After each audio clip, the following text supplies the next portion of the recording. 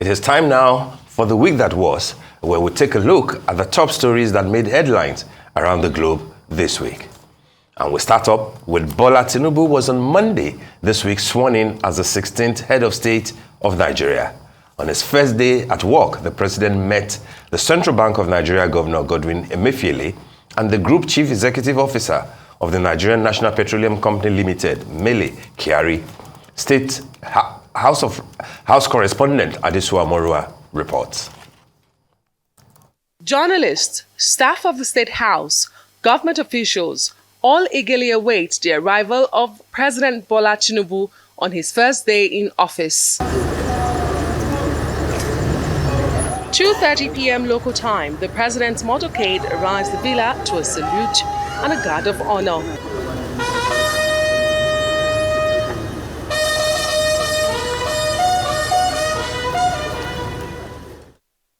Accompanied by his wife, First Lady Remi Tinubu, at the forecourt of the villa, he was received by Vice President Kashim Shettima, Speaker of the House of Representatives, Femi Gbajabiamila, Governor of the Central Bank of Nigeria, Godwin Emefiele, Group Chief Executive Officer of the Nigerian National Petroleum Company Limited, Mele Kyari, the Permanent Secretary of the State House, Tijani Umar, and some political associates.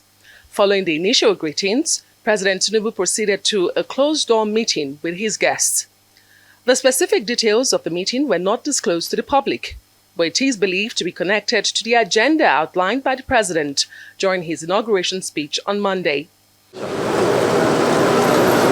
Meanwhile, earlier in the day, Vice President Kashim Shettima had arrived at his wing of the presidential villa. In his first briefing as Vice President, he emphasizes the need to address the issue of petrol subsidy. The truth of the matter is that we either get rid of the fuel subsidy or the fuel subsidy gets rid of the Nigerian nation. In 2022, we spent $10 billion subsidizing the ostentatious lifestyle of the upper class of the society, because you and I benefit 90% from the oil subsidy. The poor 40% of Nigerians benefit very little from the fuel subsidy. And we know the consequences of unveiling a masquerade. We'll get fierce opposition from those benefiting from the oil scam. After several hours of deliberations, President Tinubu concluded his first day in office. And as his administration sets its course, the presidency is expected to announce key principal officers, including the State Chief of Protocol, Chief of Staff, the Secretary to the Government of the Federation, the Presidential Spokesperson, amongst others. From the Presidential Villa, Adesua Omoruan for Arise News.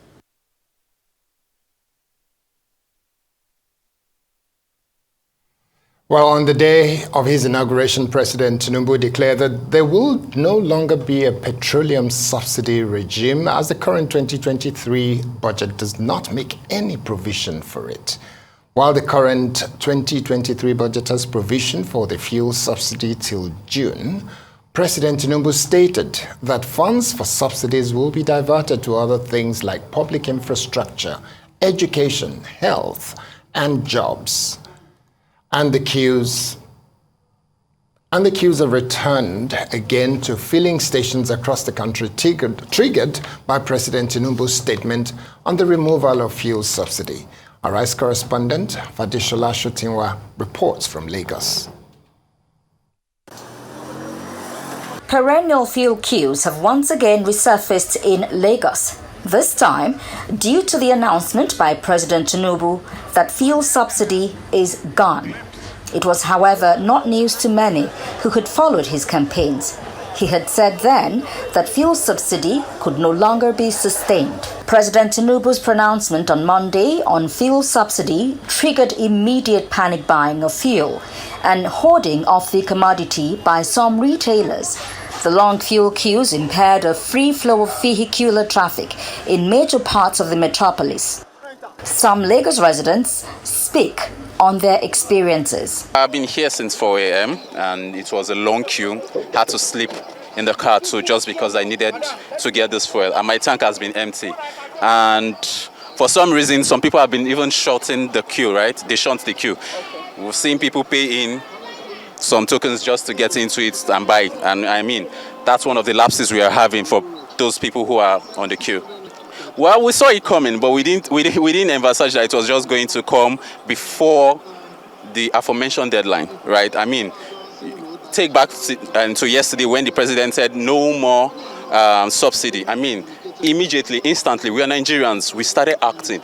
Every filling station became closed. Painful, but it's a sacrifice that we all must make. It's good, subsidy must go. It's a pain that will last for only but a short time. It must go so that they can use that huge sums of money to do other things. So subsidy must go. It's a pain that we all must endure, and it will last for only but a short time. So what Tinubu said yesterday was not new. We've been hearing subsidy removal, so it was not new. He only re-echoed what we've been hearing for over a year. So it's okay. It's a very good idea. The money that belongs to me and you, somebody is in one corner. You know, having the money alone, it's not good now. You understand? So the best thing is for them to remove the subsidy. Whether we like it or not, they will still remove it. And now that they have already removed it, we should just be patient a little and see what will happen next. But I'm sure everybody will still enjoy it. Many of the filling stations visited were not dispensing fuel, while only NNPC outlets appeared to be selling the products at official pump price of 184 naira per litre. As much as many citizens acknowledge that fuel subsidies should be scrapped, many feel its announcement was rather sudden.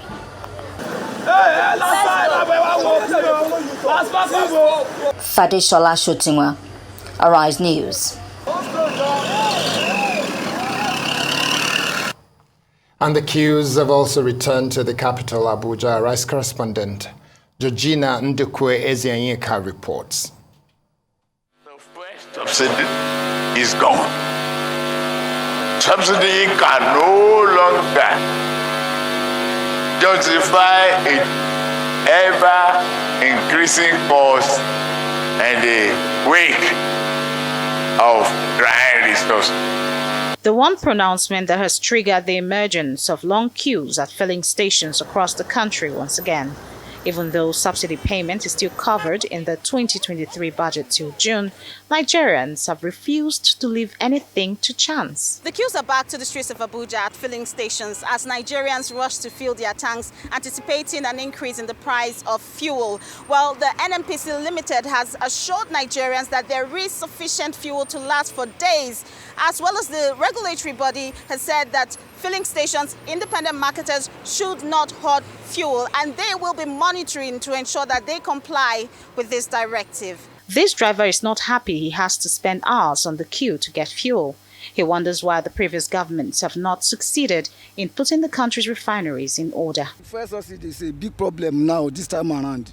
If they remove it, it will affect many people, especially we drivers, because I'm a commercial man. I'm almost 6 hours in the queue now, since morning. Nigerians are under stress, so the president should talk and just instruct that these filling stations to start working, because as you can see in Edo, the governor said if you don't sell oil, you are losing your CFO. So the government should say something, I beg, please, because the poor people are suffering. I'm very, very disappointed in the past government and even this one that just entered. The first thing he do is to stop the, what do you call it, fuel subsidy. Without no refinery is working. Nothing. On his part, this legal practitioner says the president's speech on the removal of fuel subsidy was premature. None of our refineries is functional. Even the Dangote one that we expect to resume working by about July, you should have waited till about that time so that this problem will not, because we had, if they remove it, that fuel may be up to 700. But if that one is functioning, I'm sure it may not be up to that. So for personally, I feel it came too early, the announcement. Oil and gas expert Maurice B agrees with this. He also tackles independent marketers who are hoarding fuel. You need to calm down hard on those who are hoarding these products, because they are hurting Nigerians, they are hurting the economy, they are hurting the movement of goods and services all across the country. We all have anticipated the removal of subsidy. We have sought for it, we've asked for it. We wanted it removed, but not so abruptly. There are certain things that needed to be done for the removal of subsidy not to have such harsh effects on the population and the economy. Well, the Nigerian National Petroleum Company Limited has assured Nigerians not to be in a panic as there is sufficient fuel. The GCEO told journalists the government still owes NNPC Limited over 2 trillion naira. Since the provision of the 6 trillion in 2022 and the 3.7 trillion in 2023, we have not received no payment whatsoever from the Federation. That means they are unable to pay, and we continue to support the subsidy from the cash flow of the NNPC. That is, when we net off our fiscal obligations of taxes and royalty, there is still a balance that we are funding from our cash flow, and that has become very, very difficult and affecting our other operations. I also want to reassure the public that ourselves, NNPRA, and the Federal Competition and Consumer Protection Commission, FCCPC, will make sure that the customer or the consumer is not taken advantage of. I want to call upon all the marketing companies to open up their petrol stations and depots to sell to the public. Meanwhile, President Bola Tinubu, through his media team, clarifies his statement on the removal of fuel subsidy. The statement reads, "The public is advised to note that President Bola Tinubu's declaration that subsidy is gone is neither a new development nor an action of his new administration. He was merely communicating the status quo, considering that the previous administration's budget for fuel subsidy was planned and approved to last for only the first half of the year." End of quote. A joint statement by the Major Oil Marketers Association of Nigeria and Depot and Petroleum Marketers Association of Nigeria promises a seamless transition. They say they will ensure that distribution channels remain uninterrupted, which will make fuel readily available at all filling stations across the country. Georgina Ndukwezainka, Arise News. Okay, so Steve, what's your thoughts on the two different stories that we've got this morning? Well, I mean, from the first part, Coyote, it's a lifelong ambition fulfilled. We've heard so many things about who will be number 16. Some people have, had even made reference to some scriptural, I saw that. But here we have number 16 Yes. in Asiwaju Bola Ahmed Tinubu, and that's a fact. Yes. We do not know what the courts will say, but nobody, analyzes the legitimacy of any president on what the court will say eventually. He's the president. If anything happens, we will see how the country will move forward from there. But this is the fulfillment of his lifelong ambition. And we must give credit to him for being so relentless, for being so, dogged, dogmatic, about the fact that he wanted it and he has gotten it. It is raw politics, but it also speaks to ambition and effort, in making sure that what you had desired over the years happens, even when in the process you didn't win your home states, you didn't win your ancestral states, you didn't win many states in the north during the presidential election. But hey, is the president with more than 8 million votes. Yes. His first 4 days, what do we make of it? I'm worried that he seemed to have deviated slightly from the norm. Normally what you will expect from a new president is that on the evening of May 29th, he will announce 3 key positions. The Chief of Staff in his office, the Secretary to the Government of the Federation, SGF, and the spokesperson of the government. Every president since Obasanjo 24 years ago has done that. Asiwaju Bola Ahmed Tinubu, who claimed that he has prepared for this role for 30 years, didn't do that. And we didn't have who will run his inner cabinet as Chief of Staff until Friday, when he kind of casually mentioned it, to the governors who came visiting. And then the lot fell on the director of press, who was not part of this campaign, who was not part of anything, to announce that, formally, that these appointments have been made. But even up till now, we do not have a spokesperson, for the president. It means that in his first week in office, and no official spokesperson and chief of staff and SGF didn't come until Friday. I'm not sure that that's the best way to proceed, but hey, he has done it. Let us hope that we won't return to the time of Buhari when ministers, naming your ministers, naming your cabinet will take several months before you do that. Yes. But on the other matter, his first speech, inaugural speech, I think he was bold. Yes. I saw courage in what he did.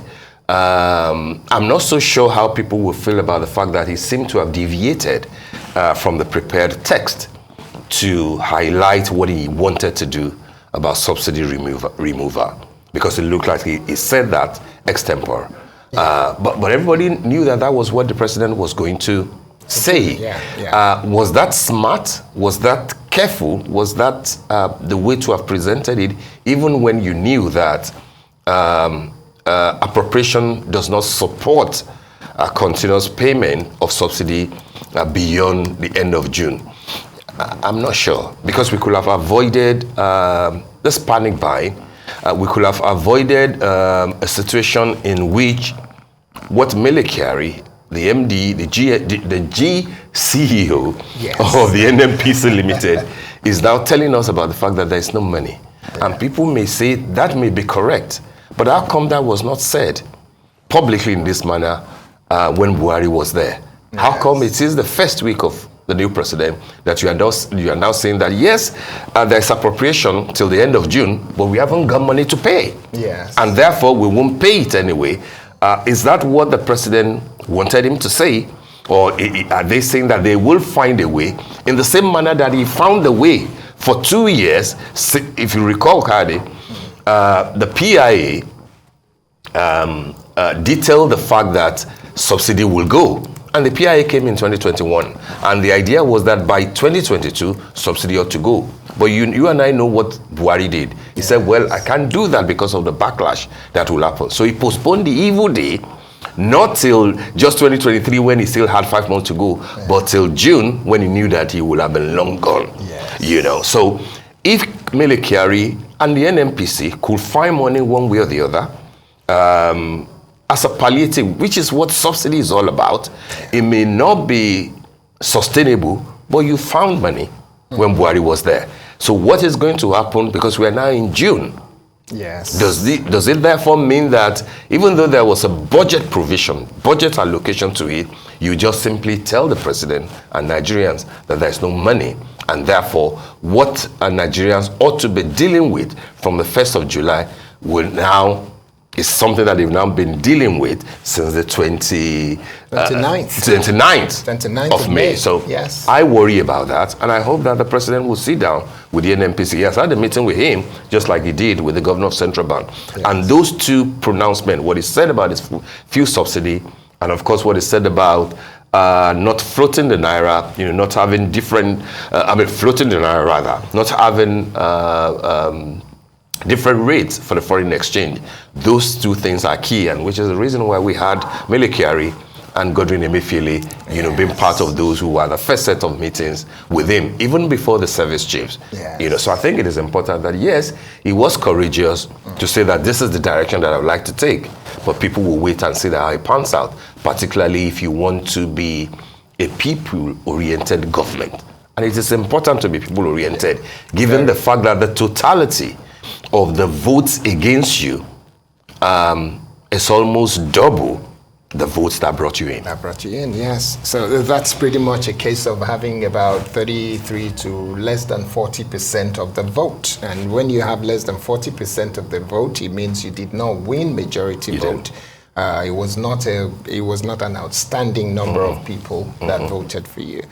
Well, from my perspective, we've had this conversation throughout the course of the week on the morning show, from Wednesday to Thursday to Friday. We had Olisa Agbakuba on the show. I think it was on Tuesday, and he was saying that, I think it was on Tuesday that we had him, and he was saying very clearly that for him, the sign that this President Tinubu, is prepared for office will be that by close of work, by 6 p.m. on Tuesday, he has to announce key positions that will be filled to enable him function properly.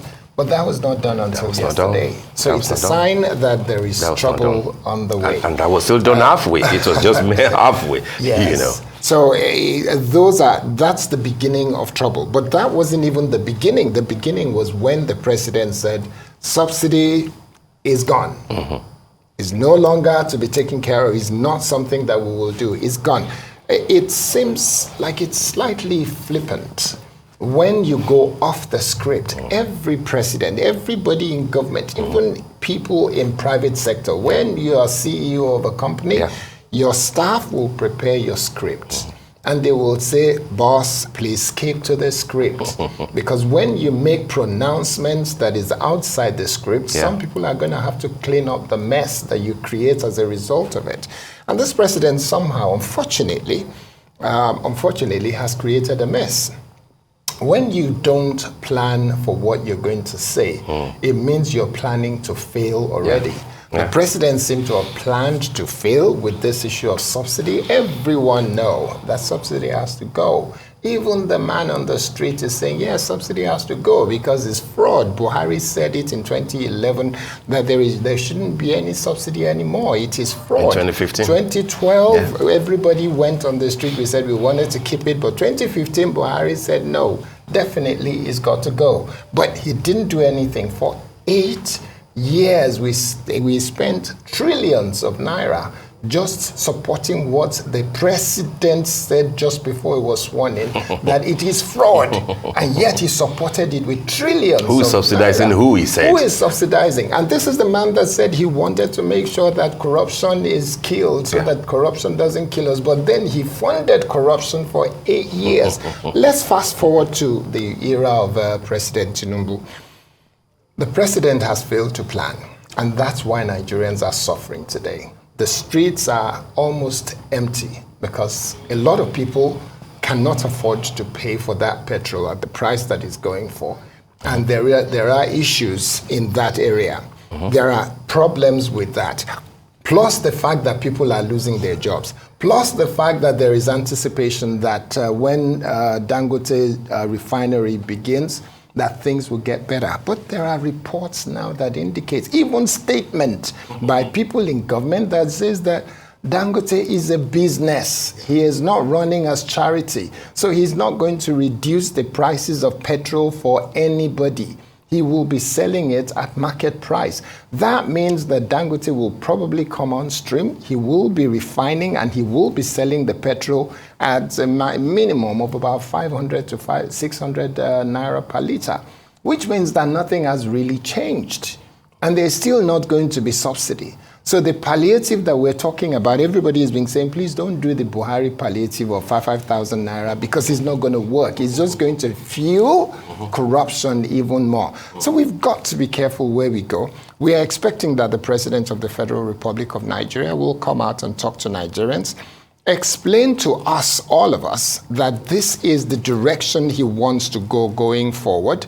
We don't want a president that we cannot hear from. This is the beginning. We're not going to wait. Nigerians don't want to wait for 100 days in government or for 6 months without seeing any action from the government.